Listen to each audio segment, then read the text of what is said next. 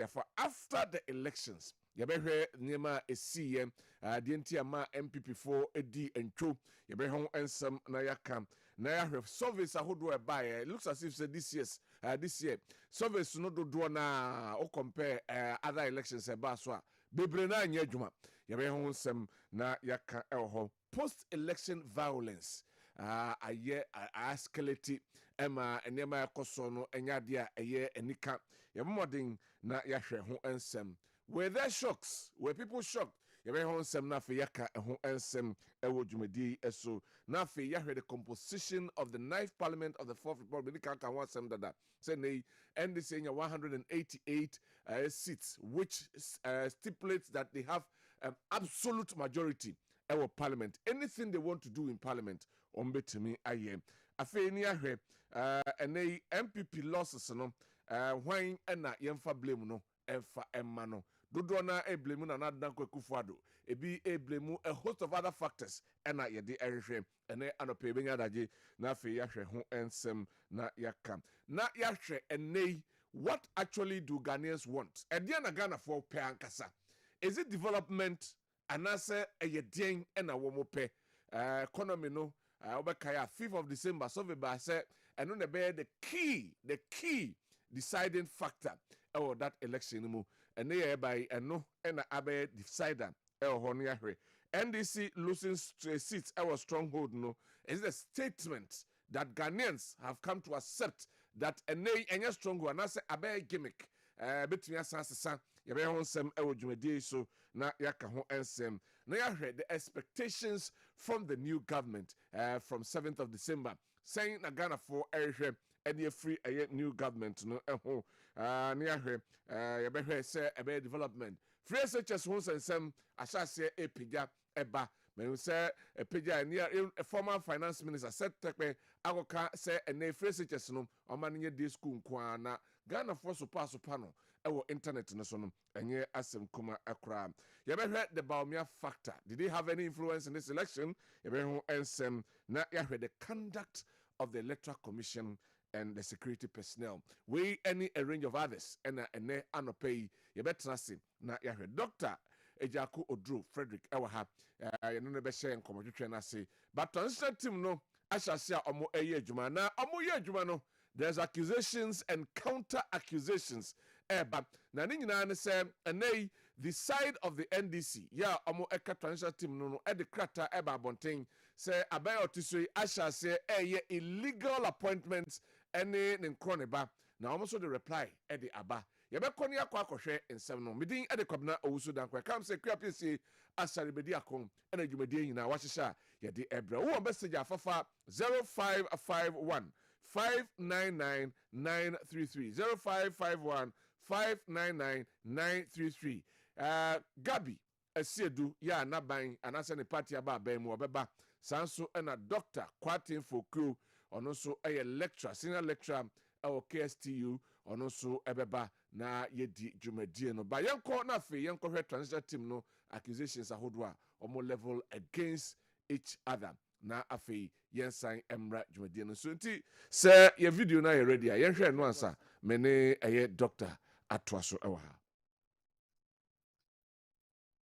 ya no obu kwanso say basa bi ankoso na mom nsemfo abaako mienu bi na pie ya na eye NDC afa ewo konum ne yebonyo ho na nse no megye se mo central for kwamati obetie no na nipa ahadnum bi ana ahaduonum bi ye form adwuma mu baabi a Bank of Ghana GRE na ye form adwuma mu ewo sumase obehwe na eye Ministry of Interior for police for immigration for wo sumase obetie na aban bi mako bi etue sika doso pro bi ade mako bi a ye ni sumase a ye hu kwan ya eko na tie ne sese abato ekoso sei na aban sesa ba ejidi se e wose aban a ebe konwa so no dwumadie titru bia a ekoso sei a no mu hu mu bi se ne be ya nukrodie ne pepe ye nkuntabuo betumi aye adwuma asema making eye 2016 yeto abawie ya saa abansese ko a yati bia ne yati bi no owu asafomafo na ogina wa ma MPP no otwe kata e de koma aban yete so ne se dwumadie bi ebekɔ so atisa se ye fe ni pa adwuma mu anase ye tue sika podro bi dia ma obi no e wo se abanya ebe konwa so no omasote na mo gi tumu ansa na akoso nti na ye wanwa bebre se dwumadie atisa no ekɔ so e wa abra NDC afa e wo sa ba so nkoe so no ye nti ho hwe na e ha adwene bebre esanse na akoye se sumase dwedie bi sa no nti NDC mpenifo a wo ekuo no so ready to dwa se ye ne nyi sa ne ma ekɔ so no nipa ye form no e ya abanya ebe konwa so na ese ti omoka enu echi no e nipa abanya ebe konwa so na ne omaye adwuma sabu ntumi nkɔfa nipa amrem se me ne omonye adwuma wa abra minimum omo ana menti ho hwe ntumi nkase me nkotu esika bi wa abra nipa mi tu esika na ma no me nim hyehyɛ ne kitawodi a wone no wame ne kase yate se ECG sika be 240 million Ghana cedis omutu ya madwumakuo bi a enye adwumakuo a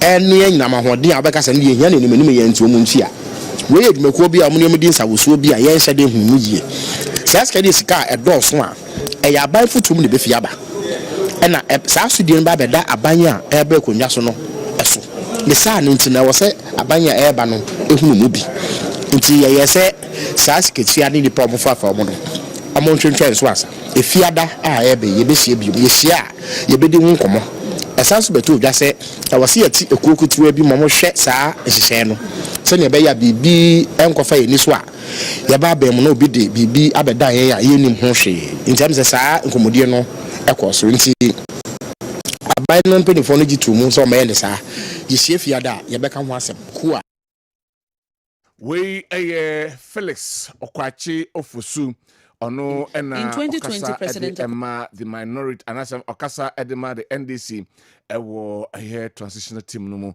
ena omde tudwa na okwa deputy anase communications minister ono so ede ensem ede aba Fatima ode aba betudwa se de omutwe nyina no ade a omo ewon krate ama ho approval enti na omo etua na nka hyehyɛ na omo hyehyɛ no enso ehom na we need the free honom eba as we go forward yenti ono so nsema ode etu those comments. In fact, I couldn't believe my eyes and I said I have to go online to check if there is any formal statement until I realized that some interviews were granted that did not reflect the meetings that were held last Wednesday.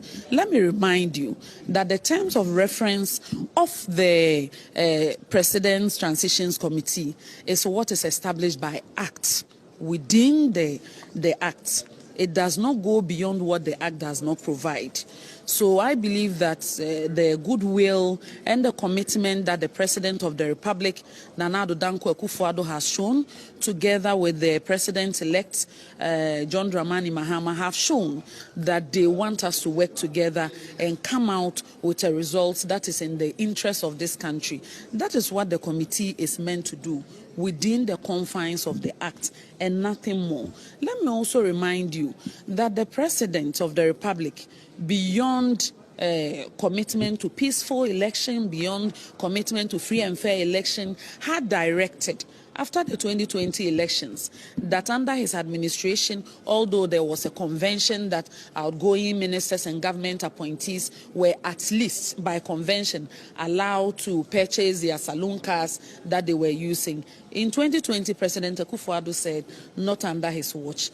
No minister should take a car with him or her, no political appointee should take a car with him or her. Subsequent to that, my brother Eugene Ahin issued a statement 2 days ago reminding all political appointees of the President's declaration and commitment that we should not purchase cars. As late as 20th December 2016, the former President and President-elect appointed a Shrag board for us. Because it was a legal appointment, that Shrag board has been in office since 2016 to date. You get the point. They appointed an NCC commissioner for us. And it did not change because we have to, when they raise points that the mandate says 4 years, not 3 years, 10 months, or 3 years, 11 months. And if there is anything untoward, whatever provisions or policy direction that the incoming government has, they have the opportunity and resources to do whatever they deem fit. But I don't understand why after winning an election and seeking a smooth transition, we still want to go ahead and then throw dust and misinform and cause panic, which will lead to people going out there to cause violence and also to hurt people. So with all said, are you recruiting people? We aye Fatima ena otise odi ensem enso etu edwa. Mamra doctor ho na Dr. Rihanna nemre no. Hey, doc, good morning. Good morning, Kelly. Na boko de. Mama Fisher Me jina mo anem no maje omo so. Maje so. Yes. Say wahwe yenso. Me de ade chimi a menim say me di afi. Nti se ne meti ha e wo se de aseda manyame. Sanity. Ya to aba. Na wo twi pepepe ni. Yeah. Abato no by and large e ko yi pa. Yeah. Me feel say the here ne say ye betimi eyi de yepe say and na otwumi no ni na me ba ha kra mo say me de me ntoma ba wo kuma sinti no na wo say me besre na me ko ekotoma ba wo nkran no kwasem ne say ye nyina ye hu se ne abato ne sikoye me kan wa ha se obia ni ho a obetimi ahye obi se tokoha ana tokoha ye nyina ye mpie nkoto aba nyame be ya dom bone bi ensi Yeah. unfortunately bone kakrasi in fact ye lose lives media make say na ehun hia Yeah. se nipa nkwa behwere enso de tie bia no ye dodo na nyame akutaye ama ya to aba ama de Ghana fo pe se odi enso no ye yi no Yeah. e wo se wa wo ye otika bi ma menka bi ase no ugitum say the sovereign will of the people of Ghana must be respected. E kire niema bi akoso. Yeah. Na ba akona wa fa bai. Emse nkomo ne de ye behia ba se boso. You be this E na ya to ye bo Yeah. aka ne yi. Yeah. If say ya anka niema bi se ne wo se ye kana ye be fa ne sa ye nyasua hunu bi en free niema no. Titiriu edie ne ebeye ama yamamu no akona nim abrebia sesi a ye hwe ye to abani wie ye to no memeneda ye to mani kosi nunum 5 pm ene wie no num efiri on ye start ye tete ho nsem me de ha me edi kan eye de wo boy bae oh ye wie abanum na echitafo nko collation center yeah. so obeka me ba ha etwa to me kan se abato no yeto ewie ekan ewo Police station. collation center we here amanyuko teacher echitainia you have no business at the collation center nkrofo bi koye ena ama abano ebesi sese kra no dabrebinum kra yentimi boss. Enti ye wie kasa bia nipa bi ka no eno na aba be pie transition. Yeah. There must be goodwill. There must be mutual trust. E wo say gidie ba afanu no. Wo hwe enhyehyeye na emra ye de transitional presidential transition act ye di edwuma na baby and work about employment. Baby and work about employment. Okay. Baby and what about secretary. Okay. Enim. Adia e kire ne say o mampani a oba no. E wo say the bia wonya daily national security briefing. Okay. Enu ne wo. Eye say opese nkomodie ba efa even secretary any say ye befa obi a meni how me masem ne say ye wo kwan e won hyehyɛ ye de fa nipa efa abandwuma mu nipa fa no say ye ni ye di a enye dakope ene efa nipa no yeah. process ye wo advertisement ye wo application ene ye wo recruitment process enti ye de beba betudwa say ye fa nipa obetra akoso opa adwuma ene ye wo kwan ye fa so de fa nipa ni nyina anya dakope ne de enti say ye to aba o ye nto aba o na se empo ye befa nipa se fa efa mrakwan so kwa de amemini hawo. There's no problem with that. There shouldn't be. Say ya fa processes a da ho a defa nipa kosa adwuma ku no ma mini hawo. If you say they say Minister for Communication no. Minister for Information kasa no. O make key appointments. NCC director, commissioner, and let me even add auditor general. Okay, Mr. Domlevu. On also appointment about in later part of December after the election. Yeah. Enti nanka misusu say senka aban bi be complaining about employment. It shouldn't be an NDC government. Omo ankasa yibi. Omo ne twa asasa no to. Okay. Eno na make key appointments, and these are constitutional appointments. And not the offer this swawa uni ho sheka. Wrong. These are things that yama trimofine emran. So far, senior vice president Baumia consider defeat. A detention about from. Yeah. My main for back so. Dear Ayameya is the complaints people are making. Say easy and me am about na bantem. Na who cause am? Why the man easy nya challenge I went me am about bantem. And when I make us and make say abani ye to a police station. Yeah. Ye to a polling station we are amanyo kona omu jina ma ye to omu so abano ne omu jina to abano. Obi agent ho. Waje copy of the so-called pink sheet. Waje. That is why enkobo be non do kobo do ba kono na political parties ni nyina nim de wa win election both presidential market come dia boom da no market can boom but ye nim say easy wo processes are dey an announcement easy copy si en ankrofo hye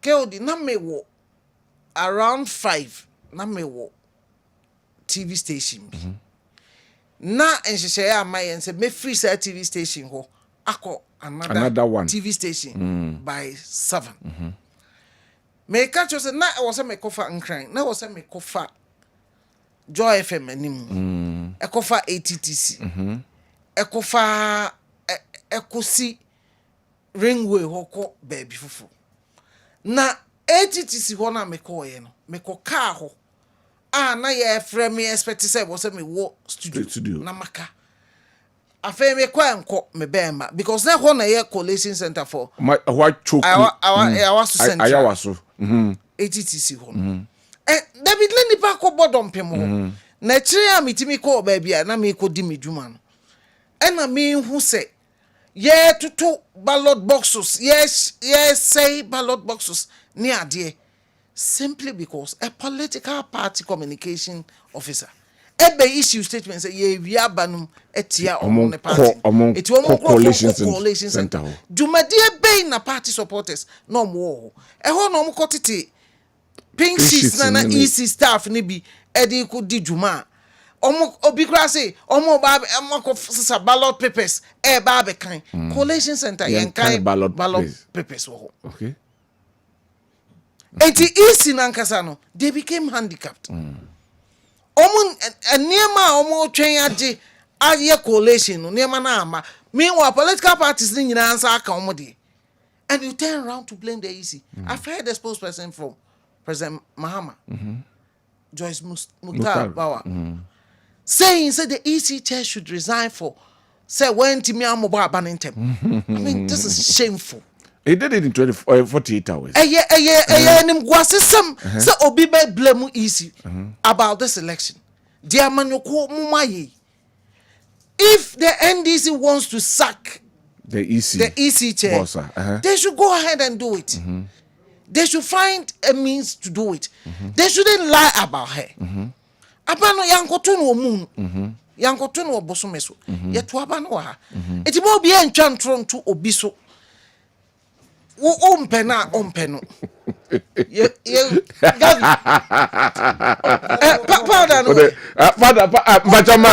Pardon.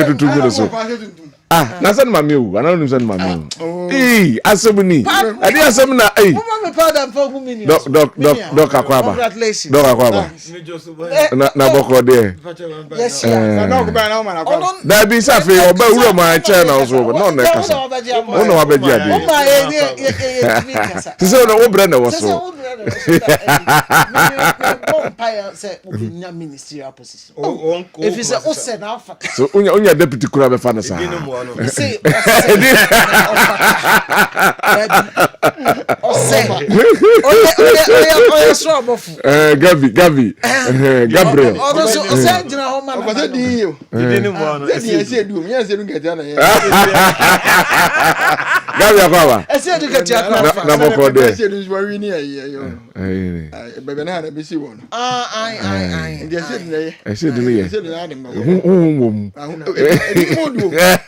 Afi me bon o pa. say du na gran fon so tu Ai. Ka photo Sunday photo akan photo. Yeah. Some part of voters kura to. o just mo fe kon say e hwe ti say ma eno mo ko fi ma me kan ya no Ozai. o say me bra panyi ye deputy CEO e wa ban we na abusiani ye sharply divided in the ba no me ma me wan to amaye Asa ma want to. We the who's want to. O be ka chiro. no me minim me mu na tena fi say wo abasa wo to man no tena me fa ka me fa won ne koto Wo fa ka be form. ne me busuafo ni nyina anti wo o pese me hu say wo to ba na man dis no ya me bra so di V8 aba We there. me so me ka na me so ni ye me yiri kuma aka come here that dey We there. so tena fi twa me na me tena mu a Blackmail pa. no na me yiri kuma ma me was fa bi ka say ma ne ye ne papa no odi ndi si achi sa ohun se ma se no no e free me ka ni mu si okoto aba no to ba ni yo say afi di wo hunu nyansa pa mas entra ga no wusi ni di wa we di ma mu e di ma me say si e hwe no me ko say obra oye no obo na mo say na atuom di say o ma ba ye hwe Anyway. Akwa. Doc, me wie. Ti dey be ka ko sini say. Gabi. Eja Gabi aba. Oh, ya won hye ya ye de koto aba no. Senka ye nyina ye di so a, me senka isi betimi abobo aba no. Kwasi ada no pa na Baumia be Baumia concede no. Nanka isi enya. Isi wa enya ne pink sheets no. Because pink sheets no isi ya ne hye clear. Wo hwe CI 127 na ewom. Ye wo constituency coalition any original coalition na ko national. It is say ye ne nkakra say ya wo kan boma simpler. Yeah. But because say ya ma isi kwan ma anye wonjumadie no eno ene de sa problem e bae. Eti ye be sra manofo no. Kasa bebre no emwa. Okay. Me kan wa ha me se party oba we ne no. Obia ne obetimi. Untimi nka ho hwe. Okay. Eti eyade a yenyai hoye no ena we yese eno na fiti ase a won apesi baby ayadri ye ye monkonko ye no makoye dede na eko baby kura ye nwia o mo se mo ankan aman a se tema isi official abase You declared it under duress. Yeah. Wanka ye bekunu. Enti na wo so kan tene nkwam but onim se aba no de o kan na nye nokre. Okay. De enti o kan no ba beka. Atenti na wo se ekosa. Esi mia bebre so. There are so many places almost the reports about say corner. E free ho e starte wo be ho not more offices enya problems no. You really man. Mo fiti ase. Oh de ya ne se bia party munkrofo bi be di kan o. Omokoye ya na nipa bonifo bi nso do ho agim. Yes, it leads to a state of insecurity. Emwa ye nyina. Iti one e kofa bai. Wa yesi do de ahwede ba fie no. On e kofa anwansa na bai. Iti mayen turn around. Enko blame nkrofo. Se omako transition team. No ye discussion bia in the spirit of mutual respect and mutual trust. Omonfani die emma won ho. Ma unnecessary publicity no ma emma. Say o how bi. now we go receive transition team on a horn. What catch them so we are over out about issue statement. And also a very important. Yeah. O catch them saying come here di means make me kwa bo money. Now no so enna ho so. Say edi ntawantawa beba. If say me no kasa me nyi woni bi. If say de me no beka no e bia me nyi woni so beka abonten akoka no kra wu. Yeah. But say we can we one day na no kra. Asem sebe. But doc yenhwe other Erica Caribbean sana bia mejawa mo wa. Oh wo de mami nuanom kasa ko. Mate. Anyway, omo adwenche. Say Gabi na ba also Gabi. Doc, o de mi ya chenchen. Gabi. Yeah, Mami bisa wasemba. We bisa wasemba ko pe. Since day one, you were so sure say NDC be winning. Number winning ma omegu NDC MB for any anymore omegu anymore ase. E den na wugina so. Mami ncha onu eche for ni ahwefo. Na me na was. Na if you them bad them then I say kesepa menu akwa PC. Once menu aba so di na kopa me free ekura them ba ma dem be communicate. And you know the menu akwa PC. So on show so. No what them ba lawyer program no so. Na me beka sa ba kopen. Fi o ma na ngofo bre. No what me from ga bia o mo se bra. Na Saturday no me ta ko radio ba go kasa. Na host no minya personal issue kakra. Okay. Na Saturday no me nya homa. Nti na no so Saturday nti oni minya asafe no mo mfrɛ me bi mu no say me na bra na ba so na de ya na ma me yɛ ne say obi oni me bia no me say bibia me yɛ bia me yere me ho de ma ho de nyina agusue na ade am bɛsɛ me ade am se me pɛ no so yɛ dɛ wonti me discourage me da ɛno na pɛ the first year o ni say me feel for ba mo yɛ MPP dominated because say me ko yɛ NDC ni wo wini ba na me yɛ argument na anyi gati a friend me say Cratchy, which be our argument for Pana party, when I was in the comment about the bear. They say, dear Milan and was there, Mimrefi. I see briefly. No church, and maybe I okay. Say, because I'm a economy, real school, numbers I'll come back or MPP and maybe some man. There's a man's Yari. Because I'm my hammer and a MPO. Okay. It means you NDC fraternity noir. Namaqua, my brighter in the political scene. To me buy no was easy now here now them boots I say abema be na say me with my wale ma kra mi so you so be you win this be go for my time so be this elections also me a traditionalist so I do a lot of consultation do a consultation me meditate I always say this me oba na me sora na pa me ti wodi a me reflections me meditation from the spiritual realm and yes spiritual I'm say within you so me was say se me no be show ba ko na me no spirit enjere offer me bi nti wo station me okuma se a me aga bi de offer na o ma bi me ba na wa host e bia wo de nkabriche bi bayiye bi so script bi wo to touch ma se am me potroni aponjireni a I will just sense it and I will not get closer to you. Okay. And I'm on benefit with brothers and me offer me tane me offer ko fundo me panyi bi me ni ushia o je me number no offer me kra me mfa ko I see. I will not get closer to you. I see. Nti me yes anema me yes anema nti na me ka say me new professor Smasapo me panasampa o ye na yini wie I subjected to spiritual scrutiny. Wow. That is why nti me da ye na yini ho adwuma say maba ko krampo mem.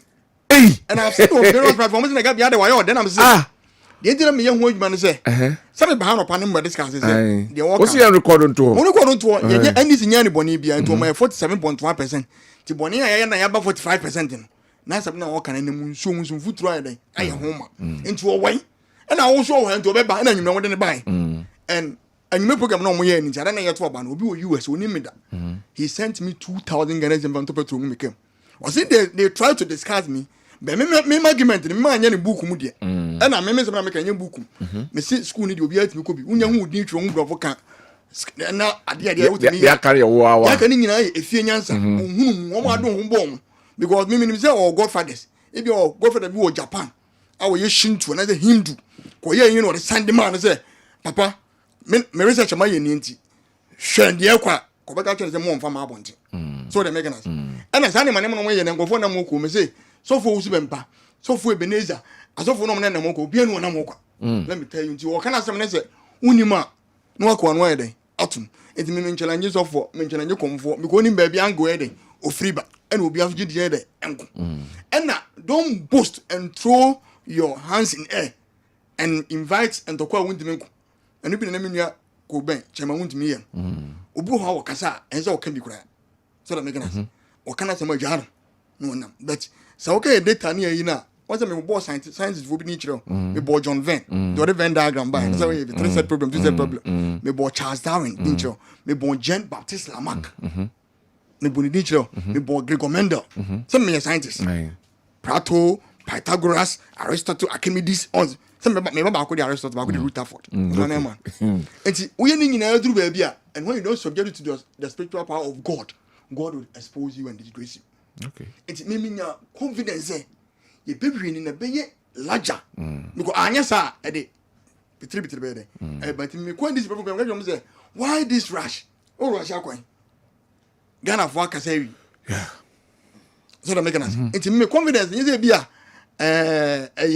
obi sofu bi na ye wow yeah be me ka sam jiro panyi ba ko a wata hwe ni mpa me pa obo me pa ye fa na aje ba oye de nya ase ankobia hene wona ye po no dikuru e po no wona ampanya mo nya me kase esi so that make us asema na me ka wata ase me mo fo ba ko ye fa no kodwo da bra wona ni okodi ala na chi na no odin pa mo fa ni zito na me ni shia me se ofa adi akodi achi o so aga me so ni se ofa de yesem na mbi fo no be so mo kasa de se de me no mi no kasa na o mo mra po no wo ba num konse na anum oda enum da ache enum aka enso mo se na mbodin enso ada de farm lands ye kwa ye no international o mo ye organization no ko da ache ni ti ba bi onumia e ko num bi yi ba social media say still enso ho a e bi e papa na mo fa na num se enso enti de o mo nyina se gidie ni de se me nkwa asore na me nkọ bosomoso me nkọ kremo ba wo gidie mi ha mo me gidie a na me sidi a me kama ne ma de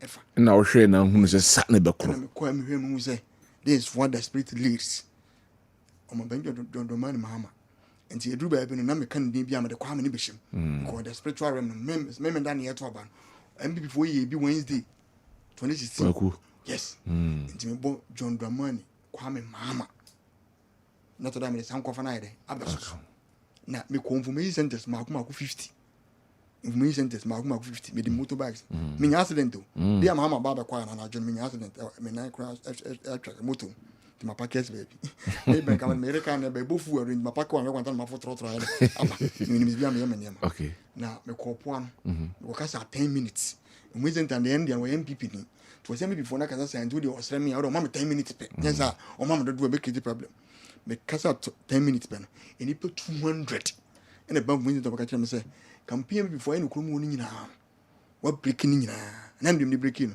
enko kongetengete ene e ma besiam no keke because me the microfinance bia kokrum akomo besiam ayo mo kapin a mo ntimi antua me na say die ni mu bank ne squash besiam off and the members na ya squash mo nimi no mo nyina they came on board ena de na omo kan se me ofa ase mienu so na ho ba ko ton phones aton ton flash screen ena ba ko so ye mbre ko ye nkoko aye nwan se na me gina me se omo hwe mienu abrabo na mo van to ma ba eno mo ni se me ofa ase Jeff do ye mbre ko ye nkoko ne ye no odi omo se we shaka omo se eni omo se we sakawa on se odi ye ni nti because omo hu se sa ne ma wo ya wo ye no how must it end you money so that make so kongetenkete na aye yes aye adwuma that's what we dey na duru by February on chance ato asa wo nkuko anya chance ama na odi mi kakoji bie na wo chance example me krom ben as me ka kire mo say me starting nkuko say me fa me ma mienu adwuma so that make us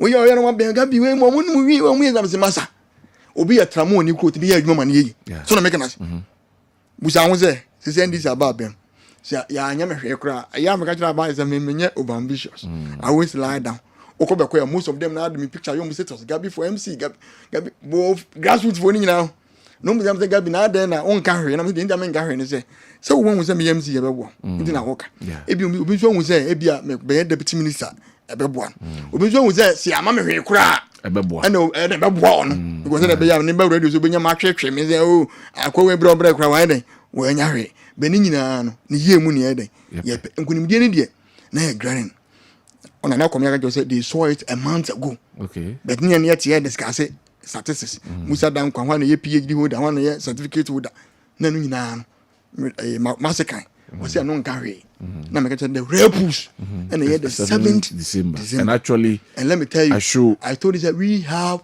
the sophisticated fast collation system. Na me yama the idea na mo ye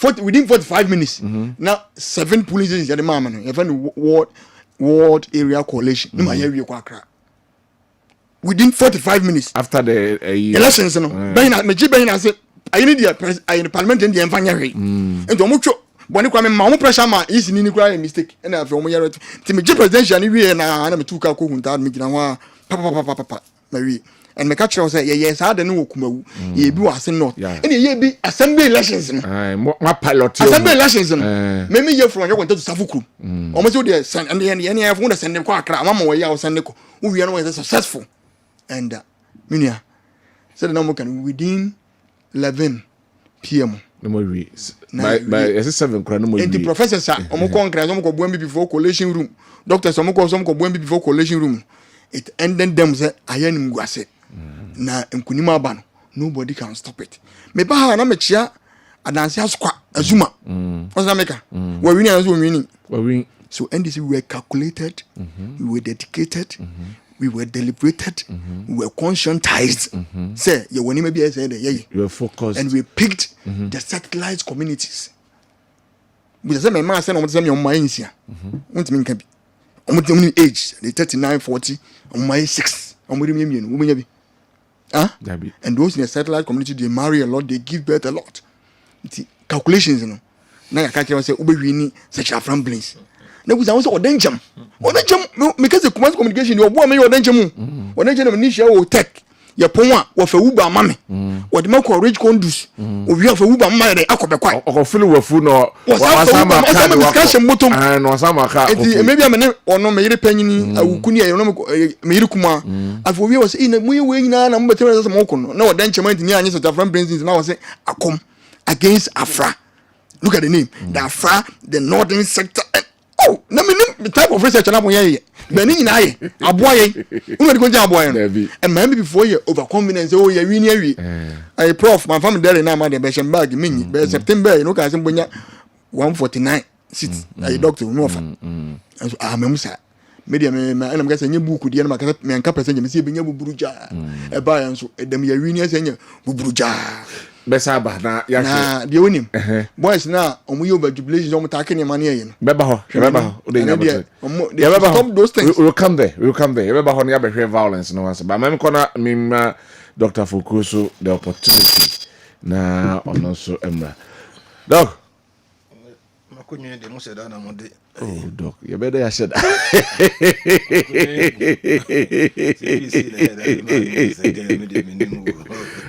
doctor a senior lecturer at KSTU, the best university, technical university, and in Kumasi Technical University, the best technical university in Ghana, and over 10 years and still counting. Doc, Akwa baby. Mami Musa initially and Sani Atwaso. Were you surprised? Will I say was I surprised? Results na ankasa by then I'm surprised. Now you're surprised. Voting started around 10 o'clock in the morning. And I'm say things will not work the way it's supposed to be. Around 10, just 3 hours into the voting, yes. Yeah. And then you see, say, Mamincha na minchete. yo, Doc Michel na ay. what fast? Once maltrinkwa. This is open communicators now on Benya. That's the beauty of the No fast, no fast, no fast, no fast. Na wakokudia. Good spirit. Oh, good spirit. Yes. Oh, good spirit. Okay.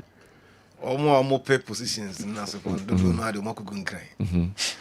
Omo shall say ko. There's open communicators pa on head nya bi. Aye. Aka omo din de Gabriel omo open mu a say di ba ko bi awunya ba ko kra ba. Ba ko no need dey no. Aka see do. Anyway, Just see do. Entena he ya nya hwe. Ebi anu obi epra, no ba be shim. Obi empra dia, so maka chance be won dey. Heading. Ni mutu kura say omo mfie no. Ebi anu when deputy ministerial appointment. Na me say yeah, obi pra. This will be a reserve player. On your reserve. Angel reserve. Anyway, that was good. Yeah. So, the only thing that MPP was working against, and as some of us, I catch on say they should work against, was to reduce the apathy. The apathy was very high. Yeah. And then, per research, we advise them to work on the against apathy for people to move out, not in Ashanti region, the whole Ghana, for the whole distance there, because we saw say yes, people love the party, but the flag bearer was carrying the cross of the whole party. Abeya senior Eson ordinam. Eson ordinam. Yesu Christo kra no. Ye boni nyina de soa no. Ye soa no bebre dwane Peter no se fo mu nyina dwane. Ti na asem no samre ne mo de ma Yesu Christo. Do because say ejanka betimi a. Makuru anya de. Empam me. But otimi kwa asenu na so ya obo hase wiye no. 3 days na sorry ye na okoye no. Peter mu gina ba bi kasa ba akopa. Any part of those in a sacred 2000 near tree. With the whole Bible, with the only goose about the Yen. Oh, how did you good part? Oh, so a former man of God. Only PC at the Cromos in Yamepen. Still, you won't buy some You understand? And Tina, that was the only listen that everybody was guiding. Into Obika say, smart. Research no ambe mu na se form ne bia ni pakro na ahwe the premise ogina so ye the premise ogina so pa was say the turnout will be or should be 82%. Already get 61. Good. Yes. So the turnout no should be this 82%. So nipe be pia ba bontena koto aba ne e 100 bi agina mu 82 ba beto aba. Na se mu 82 ni koto aba de a NPP benyamu this number. Amount. Na MDC so nyamu this. So nupa na mpia nkoto aba na or research na the base ni na the foundation no is no more. It's collapsed. Okay. You understand? And the research was not. He wasn't researching about how many people will go out to vote. But when you saw the data no do nya and say I'm not explaining for him. Yeah. Say me still researcher, so I can also deduce something from it. The main one say nipa ne be pie akwakoto aba. Can that research say to find out how many people will go out to vote. Can that research will be different. Okay. But based on data no the coin busa say obeto aba afi beto onto afi beto then we nya ebia 82. You know say use historical antecedents. Okay. 2016 nipa do say the percentage in the buy 2020 percentage in the buy. Based on that, then the data nefa he can base on say 82% will go out there to vote. And if that is why you use that if clause. If 82% go out there to vote, MPP will get this and this will get it. So when the foundation the collapse here, your results may not count again. Does it mean say he knew this could happen? Say ebeba seni padodo no ntimi nkotwaba. So uti the final campaign na MPP they tell us they take a cue from whatever he was saying. The final campaign was ubia you be bonia and ya hwe fa chere koto aba na mo pa che mo ya my haircut na so mo fa nche na mo koto aba anka se koto aba my MPP crowd was se koto aba because he knew say or they knew say if the people go out there to vote definitely they will vote in that line. And no na ma be who the percentage na and I said the nominal figure na NDC nyai do nyai no that is Iramaham nyai total figure nyai no and then the previous elections here nyai no those difference was 100 less 115,000 Yeah. It is a Yatuaba 2020. Euro mama enya 6 point almost 6.3 and at 6.2 million. Ena what do we? Enya san to ababiem. Eno obenya 6.3.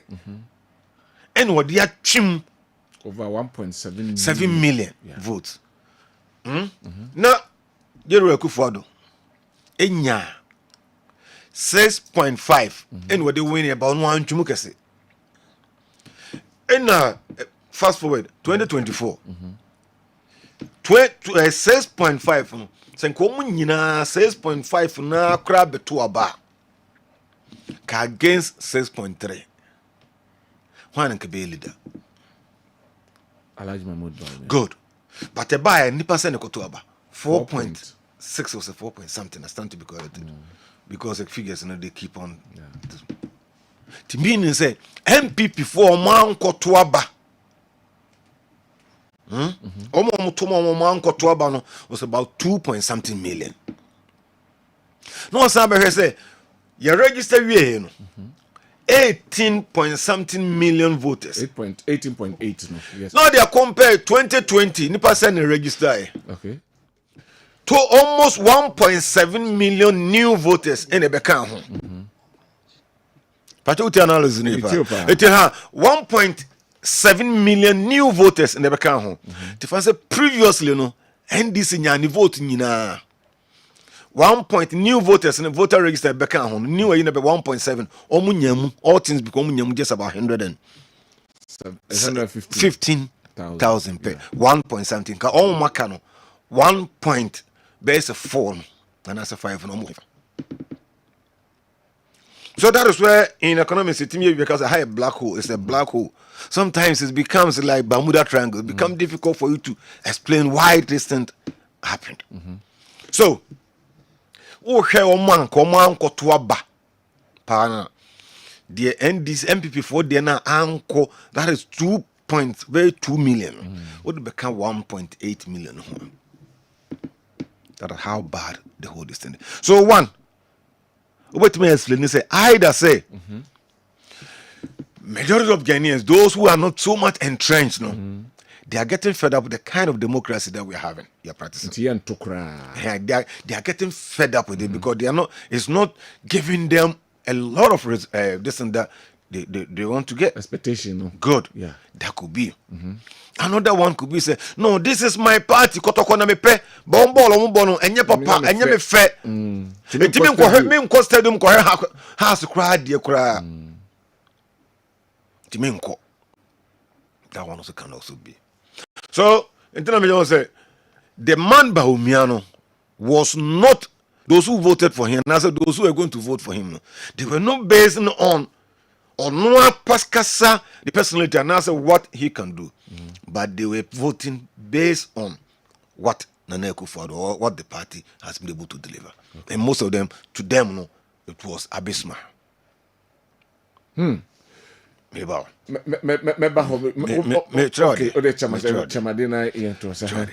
them, because getting to the latter part of the election, you can say it will hinge. The vote, it will hinge around the economy. Yeah. And the economy was doing very well previously, but after the COVID and then the Russia war and what have you, the expectations and also what the people wanted to see, they were not getting. Prices escalation and a whole bag of this thing there were there. So if the election were to hinge around the economy, no be a no to a beer cement bag back 30 cities, no beton 100 Ghana cities. Obi a no to more this 30 cities 5 kilos 30 cities, no beton 150 Ghana cities na se for them. Explanation the money be no when the pakrono na ni be to be to empire genuine explanation, but we was in a crack and say because me be endi and they were genuine. So instead of maybe the ruling government, ebe used to different strategy. Ama and ni bia artificially about maybe they were not able to do it. That is how come some of us, me particularly, can say there were a gap between the governance and the management of the political party. Meaning that there were not unity. Not unity, not. But gap. There was a gap. Okay. Say, so our cabinet. Our general secretary, any party chairman, etimiba cabinet nimu. And when you are taking decisions, economically it may sound good, but the political party no leader now wo cabinet mu no. The entire ko ho nyina say the omu ye ebe fata wo party na will that bring progress in your political party or not? So anytime you are going there, you should be guided by research. You should be guided by the views of the masses, especially your political party people. Okay. Where you have identified, say the youth no be no upper party naso. Youth no do no be no so. Say let's say it's a gambling and answers are betting as for. So if you are introducing somebody says that, oh, let's introduce betting tax, ni benya discount. Now also be say o party no say youth no amodo mako free SHS no mo wie no and as for no. A B certain percentage eto sa we ni bi. How much are you going to get from? Can you sacrifice the vote of those people no anyway? No say compare say na to boot kura na mo twa mu no. How much na mo lose so they compare? Sa betting we now dey ban say you living as for no. Say ne beba. Enti mre bia no ukọ cabinet and as o ka ho a party chairman general secretary. This be on take bia no wo na wo twe. It you can see say a syndicate at a point in time hey ye mamu nye say kura you are set up say na dwene kwa on the free SHS. You see you heard NDC for now you see the comment that they are coming out. And then na make you say actually say you're more say who you go helpful who you go helpful na 2016 obi di nwan ema eduko eurom obaye no ebi do 2020 ne nwan no abe 6.5 million. So nya de tranche ne fama new enwanhwefo mo ho odene am ye youth in the name of what Jackson Kodua and ne chairman they say 17 good. Fresh limbs mo fa nwan ne nkosere so nkodidi nti nwan 6.5 no ukwa ebi bawo ubekum biawe abo abachi biawe abo abachi biawe bibia betimasi but so say the befie 2024 now the nwan e befie am odwan ro na behwe no buy odo mo ko wura mu no abeka 4.6 4.2 or say hey ogwan hefu pay Jesus Christ so me no ogwan hefu no ogwan hefu nim ni wura na ni wura so nim enwa no mote o mo ne no mo yewe hey patakukro ochi o mo wi de na ogwan hefu I can never forgive you say we had there now anyade because in the course of we journey no I think how this signal bremi ami ogwan ru and say emwo bi chi o mo wi o nti munya bibi mo mami caterpillar mo mami sekan mo mami we na mfa mo ho bai wa anya bibia sa beduru tamwa ya chimwa na enwa na hwe aba beduru samra you were bad ogwan hwefo pa. Does it mean say possibly be almost call the coin ya manfa and oti ya na the party belongs to the grassroots. The party belongs to the voters. Obetie mu ka kire omo so policies bi amode ba cabinet mode ba na emwa emenwa ne nyina bayira wote obite nkora na wo pechi number 1 pechi number 2 twapia so mote ya na eh wo kan so mo ante dia sanya ye fa na say ya ante ba wo ante na say wo cloud kese general secretary cabinet or cloud kasa general secretary wo kasa yakwa efana ba wo kasa kasa small boy for atrancha no meaning say wo kana unya nduru so secretary. Wow. So the only blame no at the party executives. Oh, me chira o say me busa o question ada na okra na say okra e dey okra na say some na okra busa me ma okra PC aba na wako Doctor son of busa na me see ye the new 6.5 amount self mo nko di 4 years o buy na aka 4.2 je musa hwan na me busa say say oguan udu nya be ma na ko yiro mu bi ma na. It depends on the factors. No, make sure say wo say wo de be mu ko bi ma dey factor bi. Emu ayare ni. Na obeka kire me ana. Na me ko ka say na ka say me ko to aduro mu o na ma nto. Me kind of wenti. Oba o ka say me ma waduro, na ma waduro.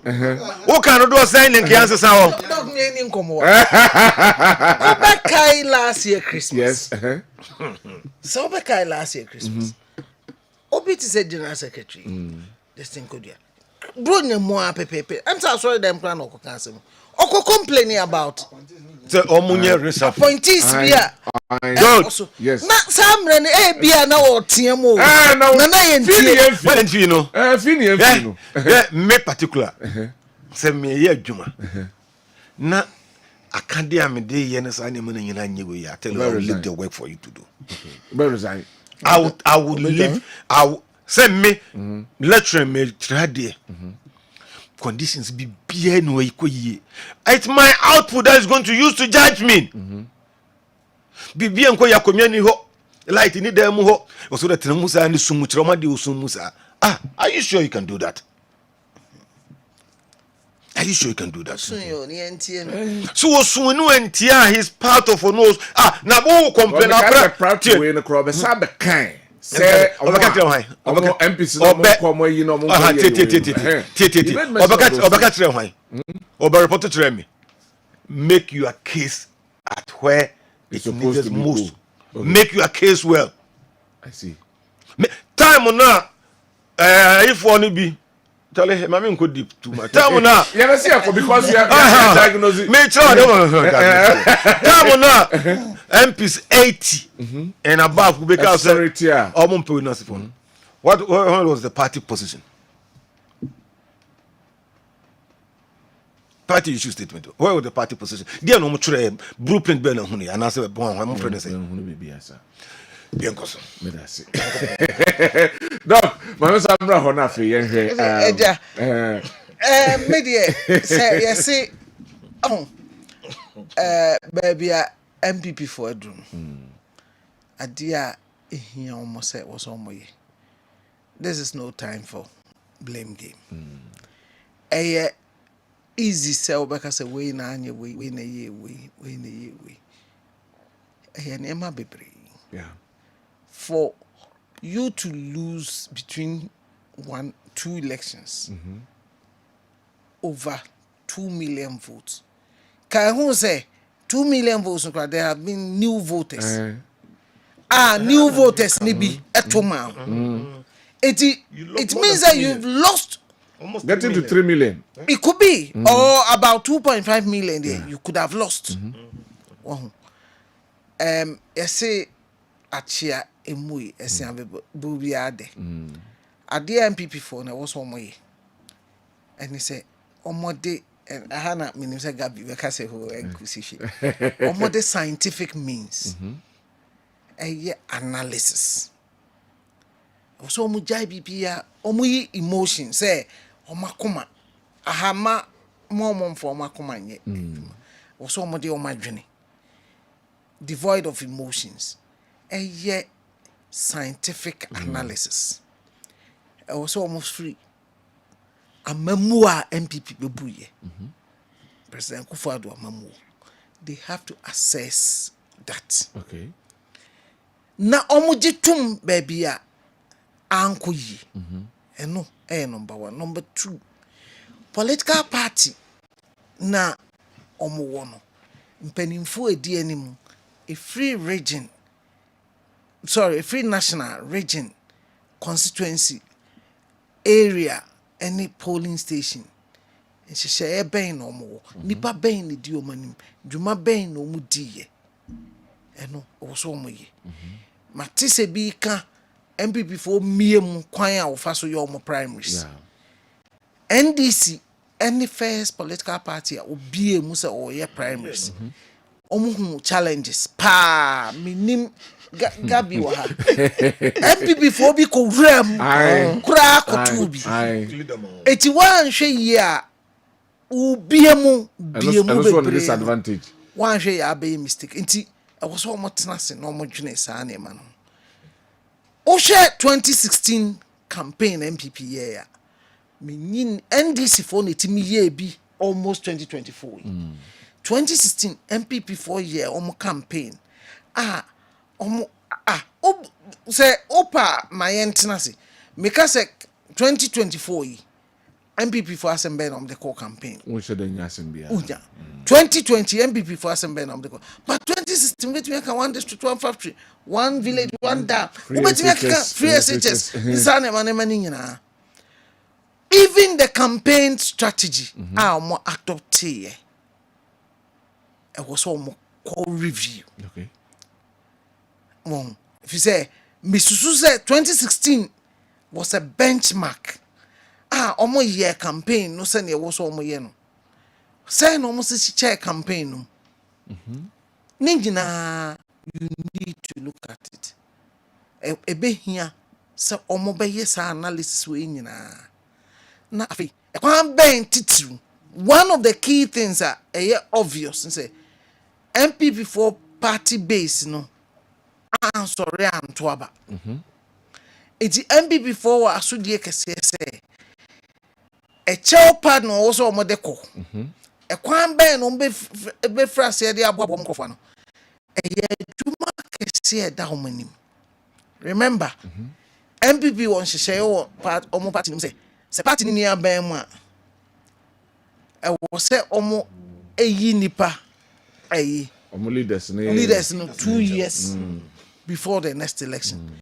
Inti omo wo very few months, somewhere about 24 months to ensure they have their flag bearer. Of course, about parliamentary candidates, they stagger it. Omo ye baby omo ni seat. No my ye baby omo seat. It is also omo tena signal. There is no time. So omo frase ye when away na ye omo becheche mo. Yeah. E also omo ye din. Nemo media the me council ni say. You say politics is a game of numbers. But numbers council no ye negative numbers. Okay. Ewu. Yeah, one crophobia. Me feel say omo need your friend of party discipline. Okay. Omo kasa dodo. So you don't even need them at the forefront. I know that make us say negative numbers. Oh boy nipa na no. No hwete omo. I was say nipa bi wo ho so a opam. Okay. O boy bia na wo yi bi free. I was say a matter of straightforward. Oh matie MPP for bi a mimi susu say omo ka ho na omo party no edi ntwo. Etimi abegina radio so ni TV so justify and I say Doctor, now we can about 80 or 85 ministers. I can say, omo Any can for that. any kind of for that and free. It may be good. Of course, later events have shown say near my course no any impact on this election. But I can't bear so now because party. Yeah. Oh, only amanu kuwa who do ne akum. Now be jina now be diwa party atem wa bonten. But the funny thing is omo jijina aje sasem ni jina mu titiru nipa mienu e wa Ashanti region no ma je jina mu. Say nipa mienu nyina used to be deputy ministers in 2017. 2020 they were no longer deputy ministers. Etinanka samre no mu ye ministers a kombetimi agina bonten and I am pumpkin furata. I'm not saying say my nanka was a pumpkin furata. But we be gina bonten abeka. Sa nipa mienu so okwohwe 2020 kwan omo fa so ye omo primaries. Enye. E twin nipa bebre twin say Mia mikrum asante achim do mia. Mia mikrum. Gabi de masse no. If you say ne yire penny. On a penny. We ye day on a penny. Ne yire penny. Oh no free. Eh me wo fast. Okay. Your krum be all bad me ma me yi. O free dansan rado me. Ko hwe kwan. Na say wo ye member of parliament. Na wo pe kwan 2020. O pe kwan chi tim grofonsa. Ama omanya me say be na otwemi no na ye wo na otwe da bi e wo dome na yɛkɔɔ na ɔtwe dɛ na mete akyire sei ɛna media mehwɛ de ɛkɔ so Wasese. ɛna nkurɔfoɔ di nkɔmmɔ sɛ wo sɛ woyɛ obi a w'ani gye politics ho a wotie ɛhɔ na nkurɔfoɔ ka ho yɛntoma no ɛne yɛntoma no ɛne yɛntoma no So I'm sure being nipa a onyaeɛ no independent candidate let me confess ɔwɔ radio station ɛwɔ agogo a me ne wɔn di nkɔmmɔ paa yɛto radio station no for almost 1.5 years na gyidie wɔ sɛ ɛyɛ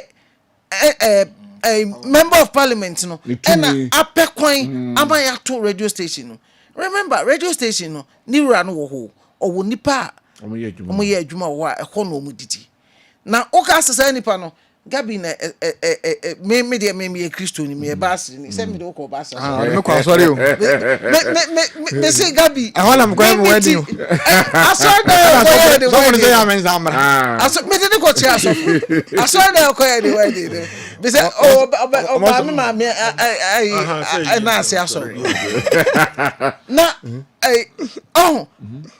o ka asesa nipa no so that no say radi say radi bra me bre yi me ha ofri ho a onyi wo mfiri so be you free so enso sa nipa no enei ono susu se obi na ye bibi but ono no die a wo ye a ma party no eye unpopular no onkan me sankrofo we no o ma me kan as negative numbers no these are some of the people okay eti MPP for adwuma kese eye but this is no time to be themselves. Mra was say omo accept some yakokun ye dincho kese yen twinsan near message ye hu yi. Of course, if not to win the next election crana, you don't lose abysmally. Yeah. Sanye ulusu ye no. But what she say if you say it say MPP ya ko yet to say 1992 na omuni member of parliament impo say virtually they don't have a member of parliament but let me add one thing and sana masre na masre mpanifo minyamwase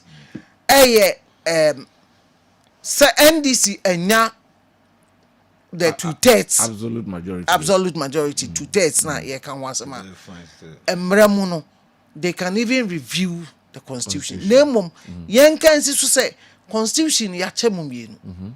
Ye wo the friend no entrenched clauses.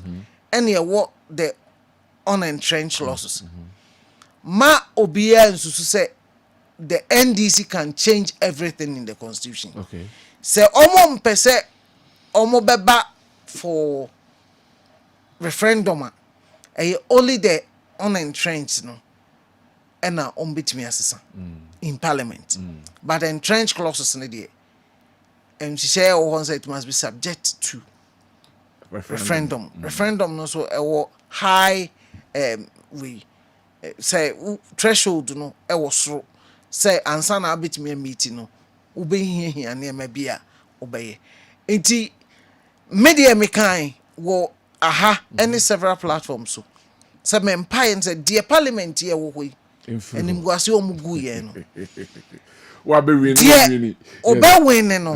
Na me bompire say ma more party obe win. Me ka say obe win no. E pe boa yen so man. Say yen konya encumbrances ntokwa hu. Alright. Nti dear media me gidi say e kwan bi so no.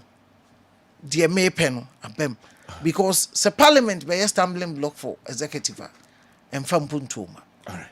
Dr. Frederick Ejaku Odru and Otenenka. My messages now for memra Dr. Hone Gabi Hona yenhwe the electoral violence yenhwe the performance of the Electoral Commission so far. Na yenka ho asem. Good morning, Kodi. MPP and Baumia were humiliated because of their arrogance and deceitful politics. NAPCO personnel were not given permanent jobs, and yet party and government officials were always on TV and radio lying that they had recruited NAPCO people. It was a fat lie. We voted out this MPP government out of anger and hunger. MPP never again. Citizen Kayima Ewo Wenchi and Odiwe Abre and Anope Kodi. Dr. Foucault today, he came down because COVID-19 and Russia-Ukraine war, Israel-Hamas war have caused their loss. And again, if we complain hardship, the answer was that free education has put money in our pockets. They see from Kobe, Asen Praso, and Odiwe Abre. Alfred Donko, Ewo Achuma, Etuntuma, or say the Ghanaian expectation from the president-elect is so high that the new NDC administration must work towards the betterment of the economy. All right, yeah, that's it. I pay a wabosumtre on also EDB Abrene Anopay. Now, or say when the fundamentals of your research is weak, the election results will expose you. Shockingly enough, some people are attributing this horrendous and scandalous defeat to voter apathy. Who told you that all those who didn't vote are MPP people, right? I know answer what didn't say. Nimako Dixon, Ewa Santiago, now said this is not the first time a stronger political party like MPP is losing a general election. Let us ensure the blame game method. We need to do a thorough assessment as to what made us lose this election. We have given the seat to NDC for only 4 years. We will bounce back stronger. It is still possible. All right. Yeah, that's it. Good morning, Cody. The outcome of these elections, the outcome of this election has been so positive to us citizens. This ruling government wasn't empathetic to us Ghanaians. Our plights were not attended to. Its leaders kept insulting through their speeches and their postures. The difference would have been so huge if all had voted.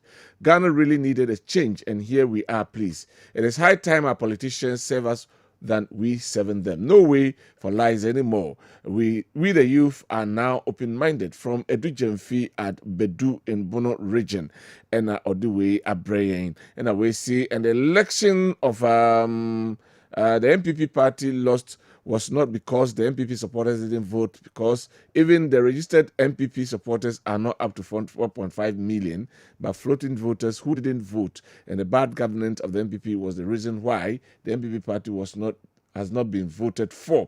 All right. I want to ask Dr. Solomon Kwatin Foucault that all the mistakes that he is mentioning today about the MPP party, didn't he know all this when he was defending the party before the elections? This is why the MPP party lost the elections. Okay.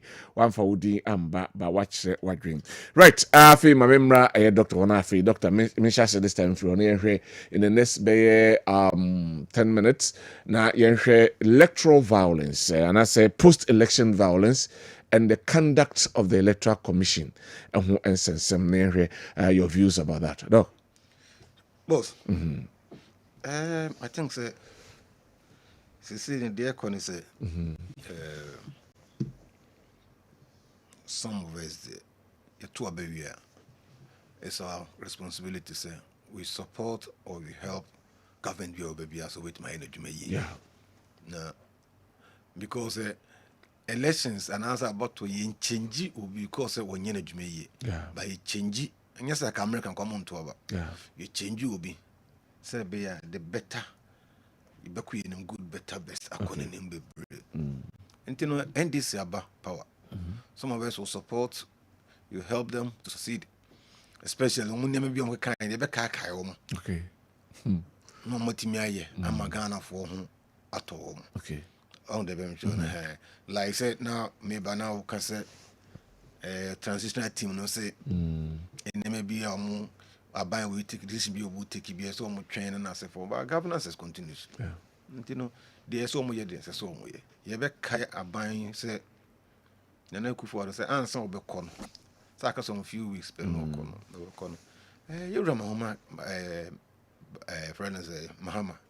I can say cocoa prices will see a car for na send common 6,000 instead of 3,100 or TV so can be you know can ye mu de you reku for the more nanka cocoa bo no fan cost 6,000 ansan wako na oboa aban because omo ka so mbetua anyway of course for no the so munya pay 6,000 Ghana cedis and MPP aban ACC omo do no kom 3100 nti na ku for do betie media mesres nka Ovanko 6,000 Monday nyambo so officer ananka onfanko 6,000 ne ndi NDC for no mo kan ne na kwa pepepe so de be ya Ghana for ku afo no so bo menya fairness so ho be hen ha mo kakra I think say oyi visa ebeboa ye prepare say better sani ma no bi enom ka so unemployment so do no mbom be create adwuma bibre timra ka de nko bibre wa adwuma mo so say bi na akofa be ya omarezi consensus say bi so oboa o ma so problem ti ko fa bi be 2 million so mba na ka 24-hour economy na I'm na shit de kwa no okay na bi o say you remember ka say dining hall nkra no school aduane no ombewe mponche nam no nasefo mu nti ko hia se ntom ponche so koguo ma wo mu nasefo amamu you can use any means to win power, but when it comes to the actual destiny one here e ho ne how no eba okay e ho ne how ne ba we say say you rasa tepa mo ha se en nam no kakra omo test what na e say dey for na e say free ma omo no maka no na maame ba ko bi so be kan bi atum na obi so be kan bi atum na sefo no that is the reality. When the reality dawn on you that is where by his 2 early days yet. All right. As for the violence, post-violence, when election violence na sefo mo de etiene say omo mo penya bibi papa na omo pe bibi papa aban pum omo nkran omo pe bibi papa bi no omo nkran omo ko do no akọ na bi so yi omo CV na bi edo omo tututu yi na omo maka no so prepra ne kwam amankofo ababe ya adwuma no okay nti ko national health insurance na ko pam ko for the padlock to na won tana ho nya adwuma wo twa ma for do CV akọ appoint no masa betena then you go back ko nadmu na ko fa huibaru ko pian de ko fie no fa cement bag ba ko fertilizer ba ko na etwa sekan no fa we na de ko ala na won tana ho nya adwuma you don't qualify to be there me ba ha me kasa do echirim wi ase wo support political party position yourself well so that in case your party come to power in case then you can get something to do. But you can't say your mama ejuma be na pause ejuma be any job. There's nothing called any job. So mo ye no do not frustrated. They don't even know. Yes, ya kun am your party na power, but ye hu adwuma poten kra en fam nye. Sanity there. En fe hunyim. Ye hu adwuma. Na wa party aba power na kwa fertilizer bottle ba ko. How much is fertilizer? Ako wo papa tu o say oti ha wo he na nyina no se the CV no true our former this is also a scientist anyway gabi so me we no say me a scientist first on senior behind say no kan o say me chere science difference hey you call us a scientist in easy sir first no ba o say me chere science Amiba ne okoko sani I feel also a scientist. It means watch any world, which is very good. Maybe sending a message crowd at that time say, Concrayon. On free and concrayon. On your chepusu no. Without hearing me concrayon. Okay. So those who are causing a lot of this and there, a bufu, yes, that's how sometimes it goes, but we must change. The status quo must change. Who say Niama no san be started now?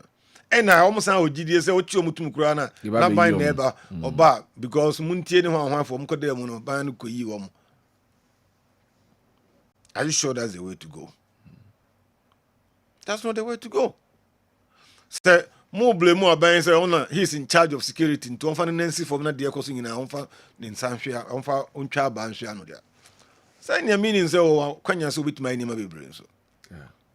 But mesa can be say appointment na omudi mreka ye bebre no if so say enim guase ma o maban na otiso a obeko no enim guase though it falls within his mandate it falls within enkofo adimochi na kofo ne nkofo abetratram office most small mo ya adwuma mo temporary appointment is contract tina kwanya ho so bit ma form adwuma man form adwuma asem sebe mo ha youth ni bebre yeah obi a DCA office or far office since said the no one personal way ya the caterpillar ni grade and no ho ya bro so mo fanya adwuma obi de kura wa ntu afa no peso turu ko ya adwuma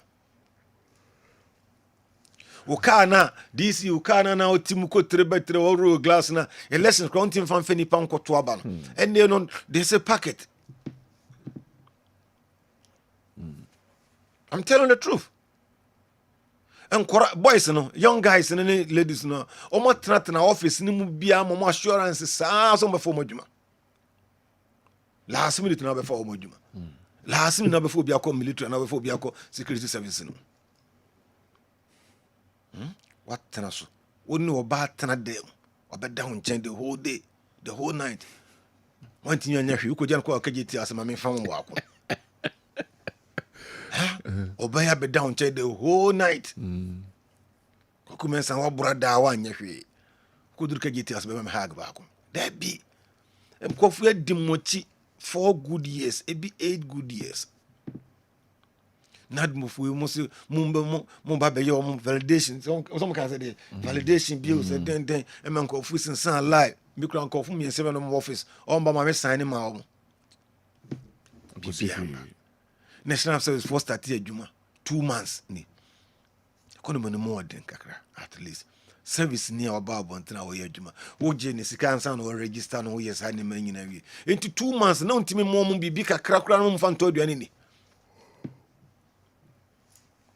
MPP ni NDC na the same thing yeah min kasa untimi take decision you can make decision Alan this American papa freeze be freeze Joe Biden so lose year and was signing say for Ukraine for bet me use long the range missiles over to free Ukraine I'm gonna call Russia lose year no signing that is fine in good faith on why na there but yeah the to be na bufu yera ma lose back no lose year and now yes appointment kese me nsa 9 that's right Domlovos betana we ho in NCC ho de ba dabone no msa ko yes omo ko sign na dabone ko sira dabone ena omo ko nyina hini die so omo de ma ho ni nua wo se ho na sefo shame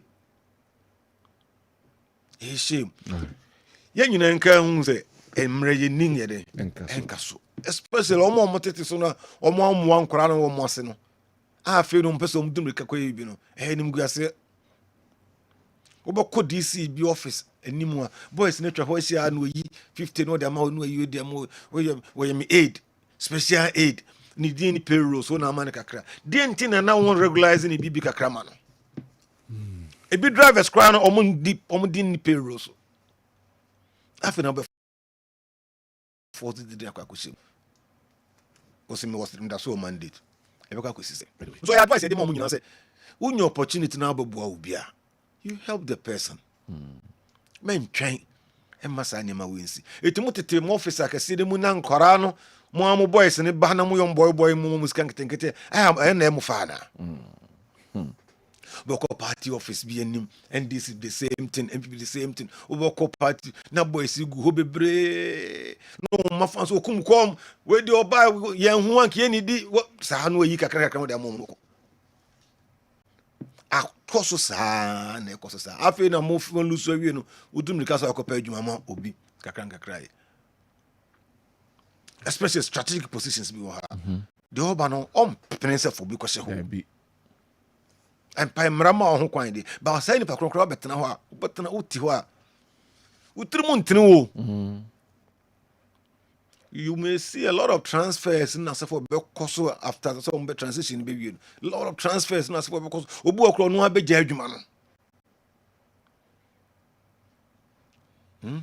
Yen try nema difference between governance no political parties some nanchen we nanchen na we nanchen. Obi education director kura Sam Lusuru. Bibi atumisi. Yen no but ye hu se wo ye mponchi wo bekwai na oni me koso kakra na ne edoko hohoi just kan Doc Fesima me na me si ni masra aban we se ne kan din ba meka se de oba no ye wa santimemu ha Ubedru baby boko Ashanti region ha, drumre bi. Boko abadwuma kese pa mu public relation officer on titwi. So oye juma Asante. On titwi. Ebi ani Asante manfo ni nka Asante manfo ni the qualified person of it kwakosho. Hey. KOD. It's ebia. KOD. Uboko baby ye nuama no mun kofa niam ba brofo nko an o kan won ka twi kura na osere ne so. DCB edina obetie na sefo nyina en resonate with etin sa baby odine kon cultural on tia say social life bibia on tia say Bede wa subsidy. o kan o say o nyina e Ghana ba e yampa so de wuri saka e ba pechi manson kwanta so me DC ya enye hwe me ye hunu se kwakufu ku so de ne ko jase kan amana kwa koyewe se anye sa ne se o de o begu ha na won fafo ni bi nko ho a it's not fair enye balance. Anyway. Isi kakra bi na menko esedo. De me kire won tiase. Matias pa. Time we need to Who did say? Your friend Kwabena Owusu Dankwa. Enti Kwabena Owusu Dankwa nkenko wa MC. Na Kwabena Owusu Dankwa. Unti wala kasa, unti de gare kasa. Ti jabunya ne la unti na odi oto ho. Na uto de brofo kwa no mu kwa na ekeka wo asem. Saa de je de Jamila Baba Isaka ebe tuna offense no offense offense South and the now bonso bia ayewe ye masa nema no enye adwuma pacho so te de measure good na ese du bre nyina ha ya de ba me kire ne so mfa di foforo nka ne di no Din be no fanka ho. ko me kire no kokuo mentin kana bon ti me stress yisi omunya ma yisi nyina adwuma. Okay. So palm so panning and for so she has proven say oh yeah very very honest worker. What deliver no go so deliver. When say the number of MPs no team can you say we mo 188 ni na se for de biana Asesa. e bi be toso ne bi sesan na se for ni we na se for nipa na maboso sa busum ko onsa da nipa na ya no no abotwene no so busum ne sa ko busum bi ansai ye niema isi na ebre coalition afi BCC ni bi tete niema mu na sefo o da bi ye mo yisi na baso All right. edin minimum so mbepe bibi e dia faso eyi no se bi ha se so when me declare abano within the stipulated time. I mean, 48 hours, but 72, but 48 hours on the buy. But Matisse Muntari, so then. Umbayina, Mamma Guna no Mase. Manko baby. Maninko, or your bar, why you makama, unco, nonco Jina Home Kama. Namuyina, baby, for the father. I dear weapon, but I'm the only baby answer. No, as soon as a mrenosum, there's some mobile in the fruit. Everybody do we buy. The humiliated we defeat Aman Ntie. Doc Vedasi. Gabi. Ensure violence and the modern more from the easy. Oh, so the American is a Bruno. Obia enye emrafo. Enye kiki. Yes, I tell na go tia obi born in soka. Because we was me any at station on ban on pam ye no me but nyant wase eno ad no ba then na mo fe kan bone de wa ya e wa wutrim edu ba bi so ring bell no just had am ye nti wa obede we free me ban say August one is transfer na say omba am before ban me so mo yes ani mani bebre so be a regional director e bi national officer ne de kwa ne de MP ni abasho tane mani ma no mo ye bet me de make nyina ne say ye kwayiri we ye kwechesi we ye ne aban ne o ba kwaya be mo say na be kwaya di na MPP ni ndisi fo hu say omo because no ye MC me yonko no ndi say fertilizer ne volunteer boost ne omo che ni nyina de campaign so da mechanic na de bi am say assembly bia so obi MPP ni obi ndisi ne de ndi ye ko so bia obi so be de but ti obi mfa bibia once a drip machine on go once be kwa one this will be a con because drip machine am go say untimi na baby ano na twa to come say yema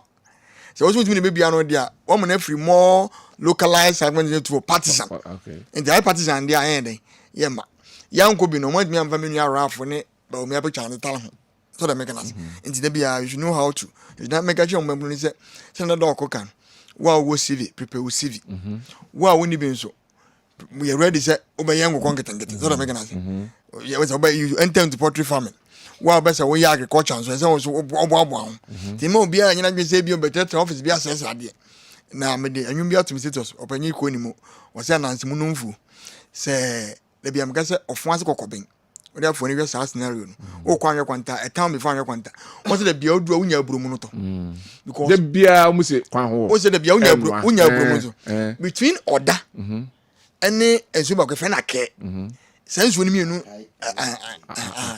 okay yeah ehye ni mienu ntemo enti the bia mutimi dua nema no mo de pompi machine de e bogusu enti ho no ngongon ze mrante asasa na ze the bia de onni bibia na okonefu and you should be over ambitious.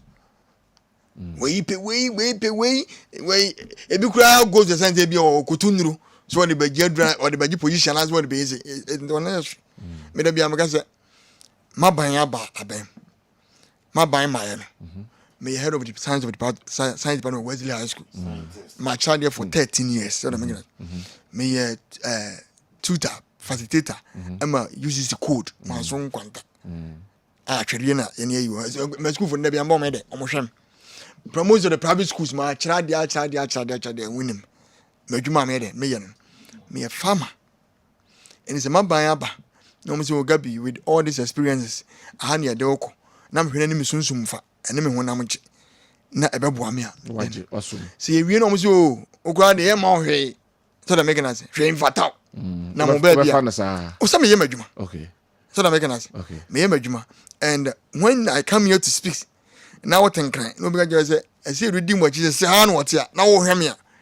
wa dwen ni mu so that make us and at any time me dey maba all right me hwe manim at any time tea wo mo ban John Domani kwa mama ane ma me prof ni benfo be ma opposition now be ya de begu party ni mas ade be mo man na kofom there is no way I will come and defend you. Onye. And then I'm going for paper some political game because me. Okano kore. Some in part me to me near than fool. There was a no for the because me need some my and until you me need. We are near me meka. And young so made meka. And I dear family boy me time me be that. Oh boy, be am na time will be about 1 year. Me that. I see. Dog saying what is now was from now. Me Transfer of hatred. Yes, me best harden. Okay. Enti me wonu me nya me no nya me no wi me no wi. Na de me nya say mo omo nye kikikikiki. Man ko pre go ku school feeding ho.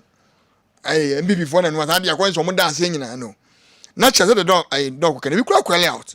Because last week me nya course from most of our villages. Say man me no aduane no mo say mama bom me no. I want to frame new MC kokofu no ben na say o mo say o manu aduane no say mo kan say ga bi so o manu a say enso ye document you know ye change over ye nti o mo ka nti o mo no a wo de o mo nya so na me kan nya enkoko toilet ho enkoko lorry station but say o mo say obi fa aban ade ejapade say o wi ade a you have the good rights over report so na me kan say over report so de be ye obi ntimi nsa nema enko ba bi nti de o mo nya na den na me mra yi se no so won we say na bia me kasa me hunu me kan enyansafo na me hunu yankan de obiri konfo no chekran de enya no adu se de ye ne yi ma me shaloto sei na onne na nso ye defeat no se na me kasa e ma me gina de kwe mensa am bi before yin wono nso ye nim de ye nti onne ben na nso mo de o mo defeat ma me kan ya sa me wo fa wu ya me na nya mfiri ya me ya nyi de mfira bon and the percentage no mo kan say o mangoto ndi mo fa akwa obenya ne abeto aba na e da bi da ballot stuffing all because me na me monitor maybe am monitoring me go do business soldiers for the pick up obegina konechi ene kroma no so obegina mfinfin ene mo so ga say hwe afi de ba ko kura ntom na mo say ade ye no do mo say to da o mo ti me da ni for no mo an say ye 200 ama we ye 220 no ma pen in the afi de ye ne ya to na ye to last 4 years some for duam ye ko hu balance yi a ya tom print akufo adon ko bottom mienu so na make us enti o mo ga say o na ni we ni no bet ma obia start ehante east in the workers now. All my activities, all my tibua. What the mechanic say? Oh, mechanic say, now the chance here, me PRO for easier. When you're happy because I will be the end is a man on the oil. But Pia, and when you are a Kajam, we program. Our bono. Oh, what's why IT? No of boss master was any paponefo. And this way in paponefo. Into Oma Gen. Oma Gen. Omuti Bobo former. Some of them will resign. You'll be going to be pomum. So that making us. They will resign, sir. Yani, when your Maya as you resign. Dear, sir, they know what's me or quite fraudulent a year by almost suspended. So that making us. Hana than the Bayanti. Media. Well, open will begin the position. Well, when himself brass once and already. Ufrio. And I was our last minute appointment. I know the a baby but yeah, so bet materials don't mean wow, but I make as a youth. I'm on pet a Jumane. And yeah, most especially, maybe I'm going to say, me obamia. Eda you enter into farming. And I said, wedding is 6 months. We ya money companies in here. What way you support to cry? Me bet me say, Obese Miscadi, and Tiana with me 3 morning. Because yana minibia me demo. And now, so when you be also mamma. Yana me hundi and dia. Because Obi Chabro, Obi Buja. But I said, there be out there from me. I didn't know where I am. Yan from Mountain. Yes, and Yana said, Omon many come. And again, the young was Friday. And the young you should bring your more MP for on board. Ogo Grum Bonnie, I say, no one a Kabumana, ye, high vidia, many of our phobies are crying. Not attending free. Now, Yam Yaranzo. Me na bi ameka so ga se ya me ahwa e dia be no anga kwanta bo fruit phone me do mbonje so say anwane bo ba fom ne na me so munyanto ase mo mpai yes but say bibia bo fom pa se na be nyina ho be de e be hare ndi ne kwatfo ba no ndi about for de we mu no ekom anibre edidija pesa me nkum di pesa me nkum fa na magana for di ho bufu eto abatia. Thank you very much. Doc, the time not so. Oh, that me offer okay. Me offer pechi. Friend teacher. Also a child. So kuku pa no say they make kind there. Na neku for the year and son or kwabo. Romano say on fanko 6,000. All right. Say mama ka so be anything. Or the cost 6,000. On fanko mano. On fanko mano. All right. Oba na that's it. Ha no ho bebre. Dr. Kwatin Foko Solomon. A senior lecturer KSTU. Kumasi Technical University, Kumasi, and Gabriel Asiedo Tenkanafe, Dr. Frederick Ejakun Odru. Happy birthday, Enko Emma, my lovely daughter, Priscilla Dufi Boatiawo, Atlanta, Georgia, USA. May heaven smile on your new age and grant you enormous favor from your dad, Mr. Kinsley Boating, aka King B1 of USA, Atlanta, Georgia. Ntie we Priscilla Dufi Boating. Happy birthday, Sonko Enko Enfamao. Samsung happy birthday, Enko Enfama Frederick Asari Owusu. ONS Ewokama Clinic Edum. So may God bless you with good health, success, and everlasting favor, and everything your heart desires. Way from Francis Carter, Ewokama Clinic. Say wish you happy birthday. Midi ede Kwabena Owusu Dankwa. Sorry, you medina so na afe sports. You medina aba abetwa so. Ekuya PC asari bedi ako. Ene shishe you medi emai. Nyame aduma mrepem besati enka. Bye bye. Pause.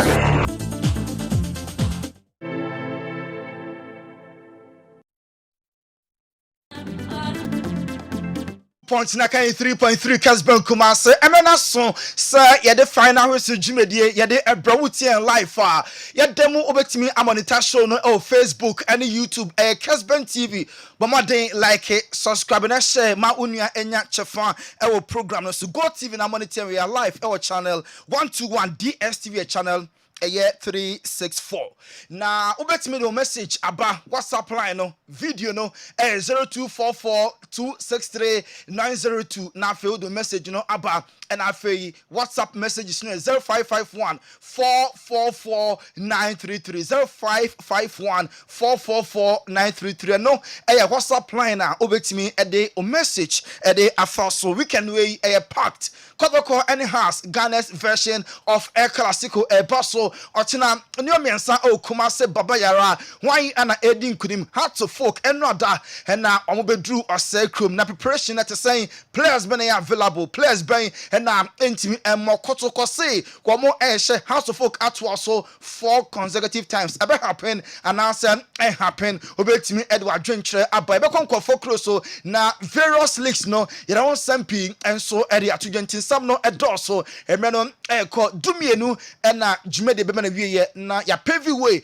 ama breaking news so atimi atwa so na make out say you jerseys na you jerseys open papa dia the shop Jedidiah na also friend na afi ukwajo de enti mabome remado de kama pa club bia ope bia no obenya bi national team jerseys open the players ne share open the supporters ne share ofre Jedia bebia o she bia no enya problem Ghana ha bebia no oye nationwide delivery enti the numbers no 0248 890104 0248 890104 and I say 0501 359776 0501 359776 and no the shop JD oye ankre oye individual na pen bako and now mo cool mo ya sorry fan club coast team division 1 team premier team division 2 team and now mo pen in bulk ni nyina no offer the shop JD quality ones e born that form no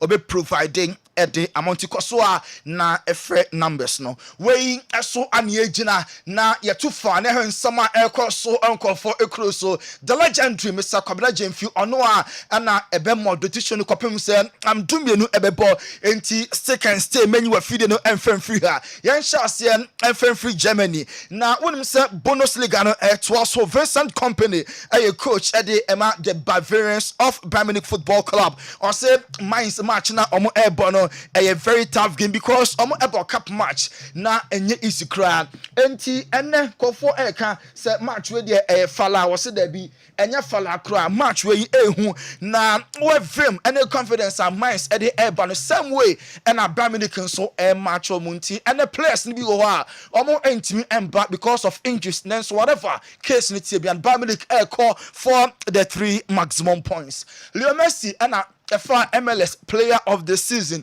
Now Inter Miami, I'm a call a year owner David Beckham. Why presentation at the Ama Messi na a Adidas boot customized. I'm not Chiantia rubber and I dedicate at the Ama Leo Messi. Timo Kessben television no where a boot at David Beckham at the Ama Leo Messi. Adamola Lukman Obia Eka Sir African person there a year Lukman was offer Hosina kan at the Atlanta for Nigeria.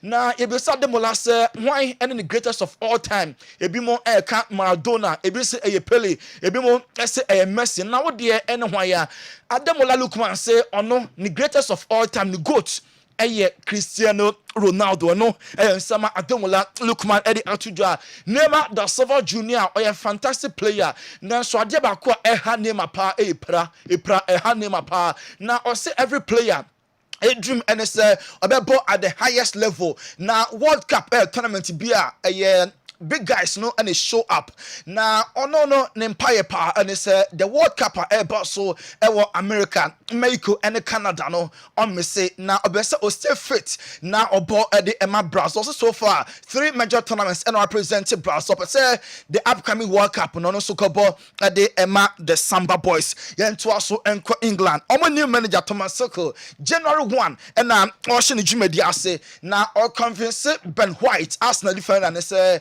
and I'm a former coach, Gary Southgate, Ben White at a point who decided on board and from England national team Thomas Tuchel Egusua on Ben White and so Ekasa all convincing say on change of mind. New generation, new era, or no a new manager waba enti or convinced be ya Ben White ebe sanadwene na abo edi ama England or a national team no Sergio Ramos a free agent former defender edi Emma Real Madrid former defender Emma PSG and Sevilla na oko a Argentina Boca Juniors a club omo a very huge almost power omo any free agent Ramos so edi komo said be ya Sergio Ramos so betimi aba abebo edi ama Boca Juniors. Yanko Juventus Omasu na Thiago Motta coach ade Emma Juventus Champions League no bekaya omo echi Man City shomokamenu Man City entimi anti game City dominate nanso Juve dia na ehun ehia pa na weekend way in the Serie A Juve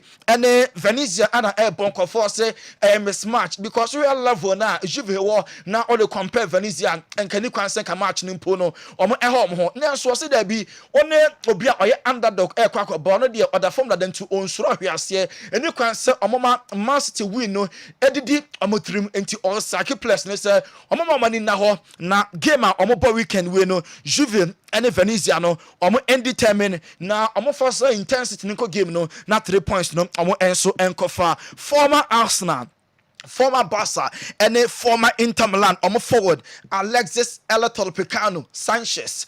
Johnny, I use this a print on Siaka and Fa Emomo. Nelson, I'm a weekend way game. I use Dennis and Napoli airport in the Serie A. No, according to Aya Costa, coach Emery Dennis, no, or saying Alexis Sanchez available as a match way on and so able to me about now. I former Inter Milan and Napoli coach Rafa Benitez and so Akasa Edia Italian clubs are so far on ball Europe no in the Champions League Italian clubs no among dear pa. Now, Rafa Benitez say the last 16 round of 8 no even semi-finals no Italian clubs no ever dominate and 4 clubs now ball in the Champions League go GDA power say some clubs ni nyina no ebe remu the round of 16 in the UEFA Champions League because so far Italian clubs no omon enso there pa yanko Atletico Madrid so Julian Alvarez afa back-to-back player of the month for Atletico Madrid. Now